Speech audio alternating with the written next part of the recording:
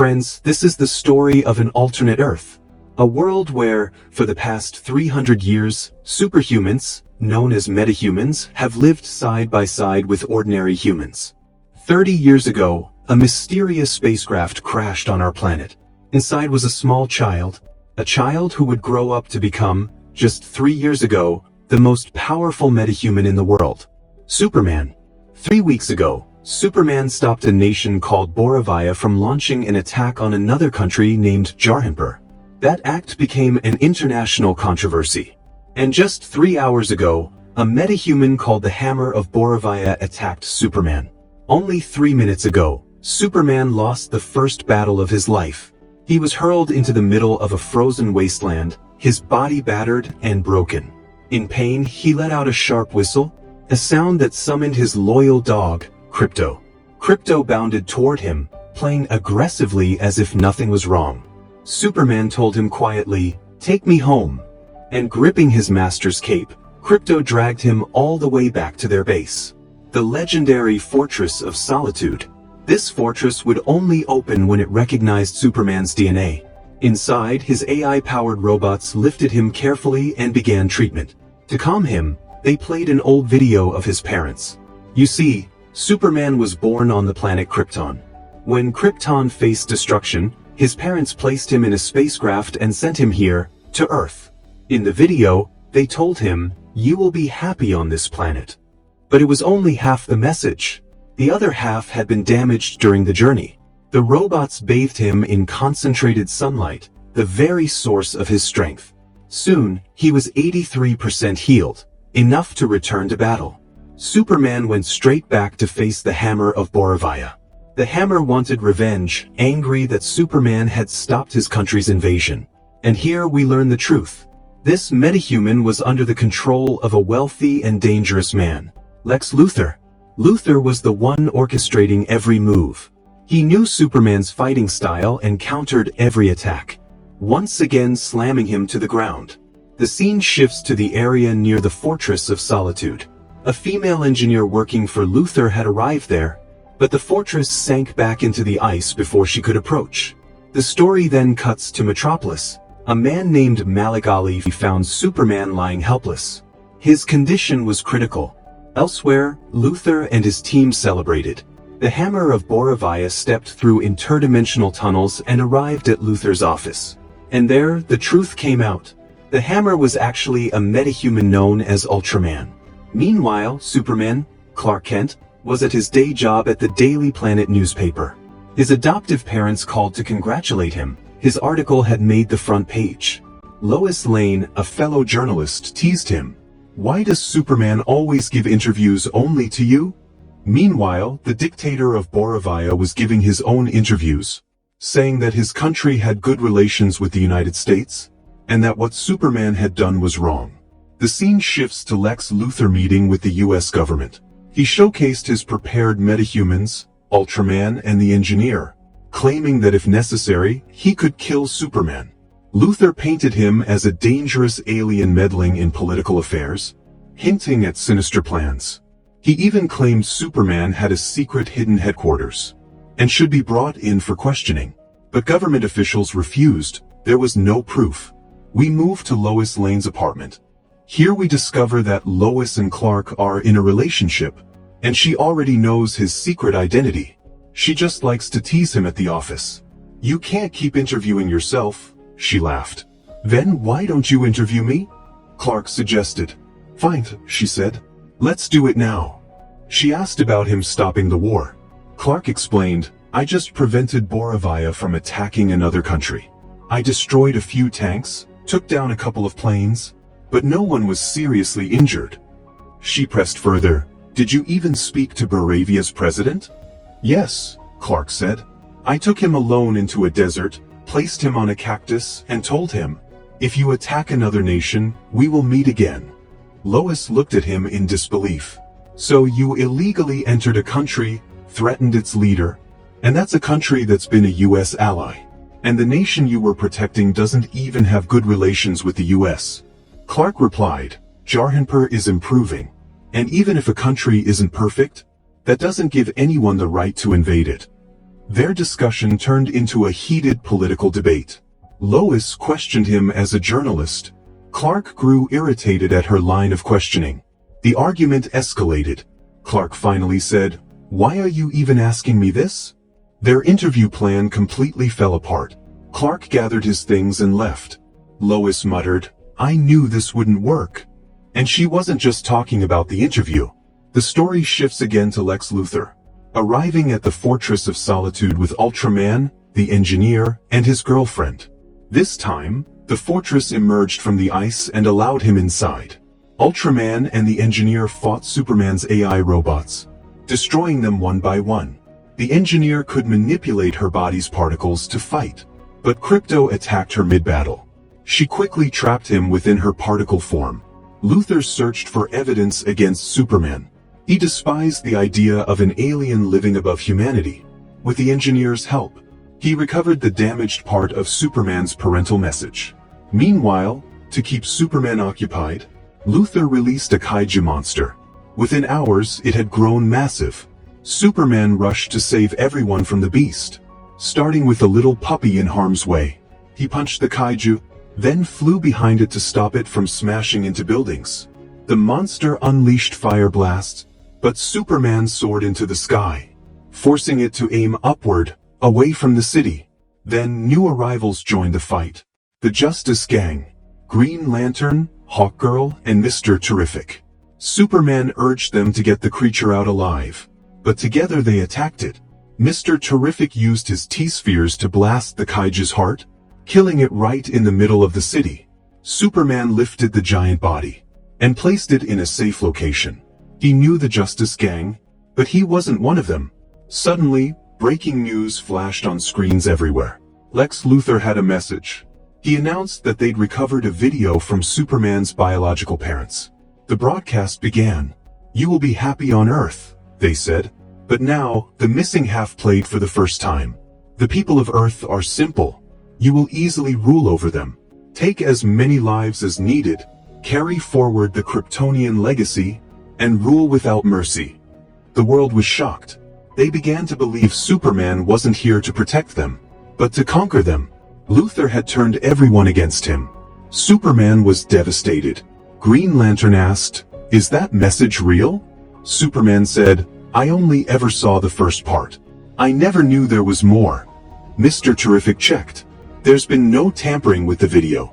It's completely authentic." Hearing this, Superman flew straight toward the Fortress of Solitude. From here, the government finally decided to interrogate Superman. The president of Boravia also began speaking out against him even more strongly. After leaving a press conference, the Boravian leader went straight through Lex Luthor's interdimensional tunnel to meet him. Everyone was gathered inside a pocket dimension. And here, even Lex Luthor himself claimed the message from Superman's parents was absolutely real. Superman returned to the Fortress of Solitude, only to find his AI robots completely destroyed. He couldn't understand how Lex Luthor had even managed to break in. And his dog, Krypto, was nowhere to be found. Furious, Superman went straight to Luthor's office. "Where's my dog?" he demanded. The media caught the entire confrontation on camera, and even Peacemaker chimed in with his own comments about it. Broken in spirit, Clark went home, where Lois was already waiting for him. Outside, the Justice Gang was battling an interdimensional creature. Clark told Lois, "I never even saw that entire video. I only saw half of it, and I believed it meant I should help the people of this planet. That's what I've been doing ever since. I have no intention of ruling anyone." Lois believed him.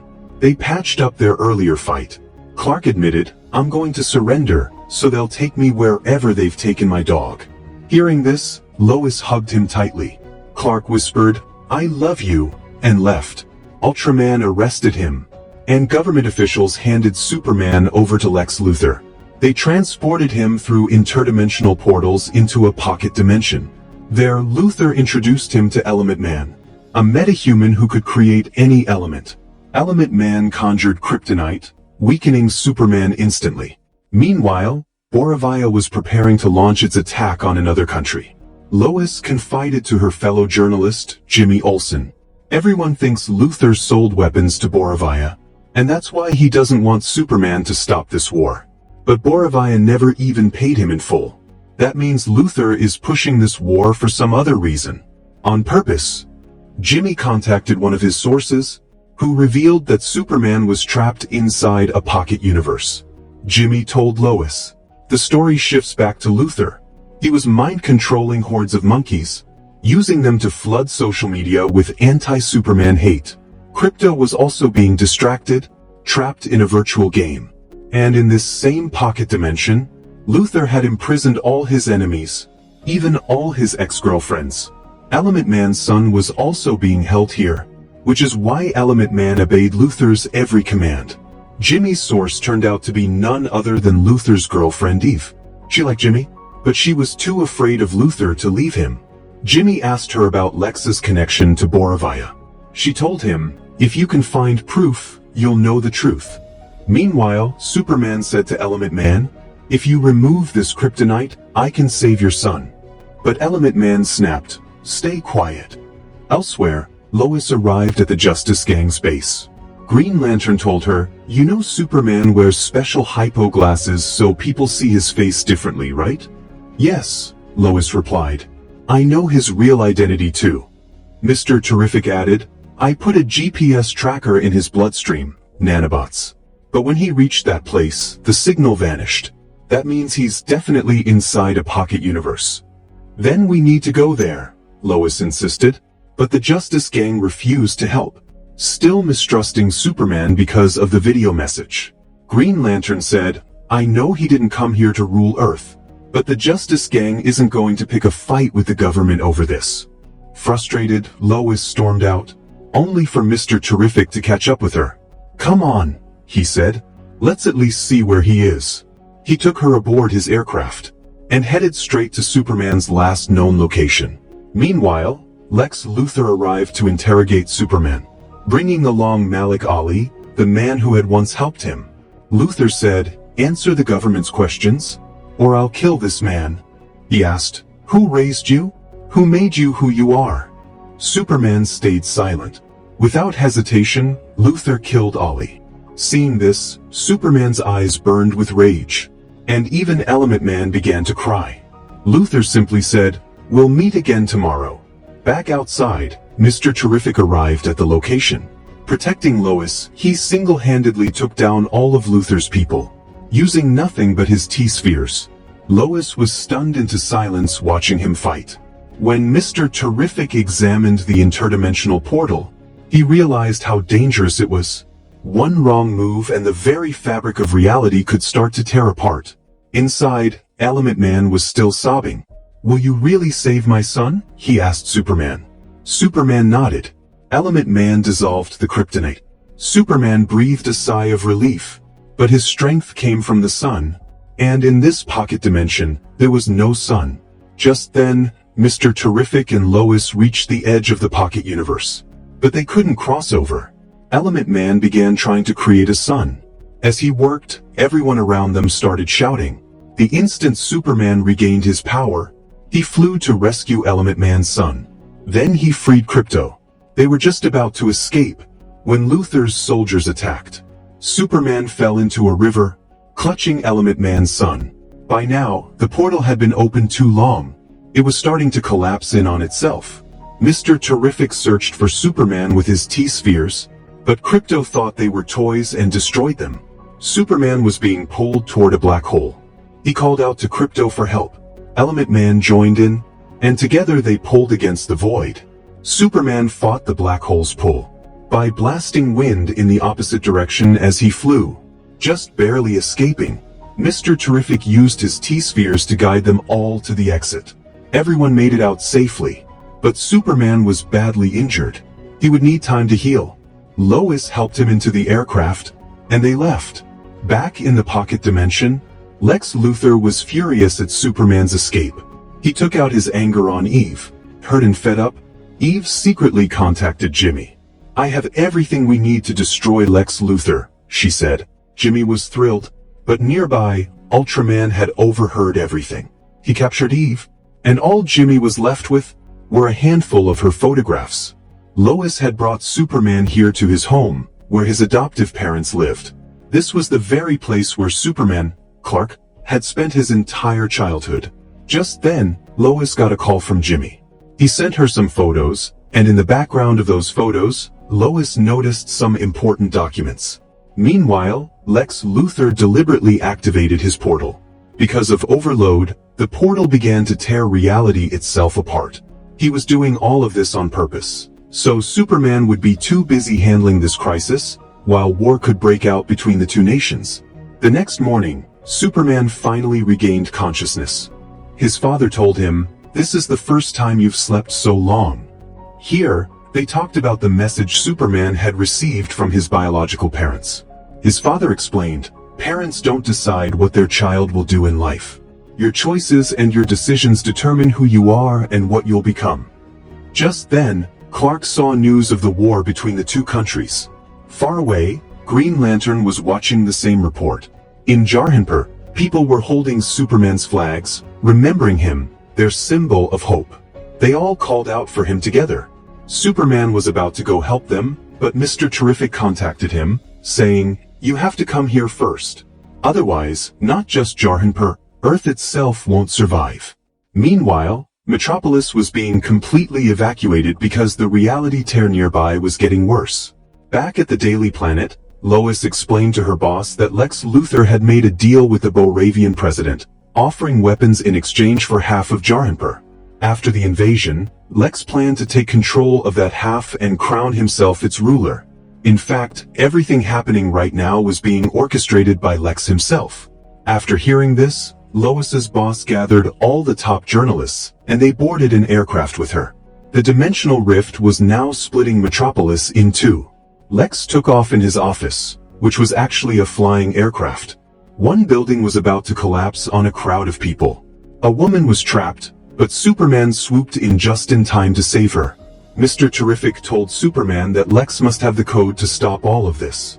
But suddenly, Ultraman and Engineer attacked them. Superman fought the two, but Lex used his control over Ultraman to gain the upper hand. Lex even sent Engineer's nanotech particles into Superman's body, which began attacking him from the inside. At the same time, Lex ordered the Boravian military to attack Jarhanpur. Tanks started rolling toward the people. But Superman gathered his strength, flying into the sky in an attempt to burn the particles out of himself. Engineer and Ultraman followed him, ready to kill him. Superman was on the brink of death.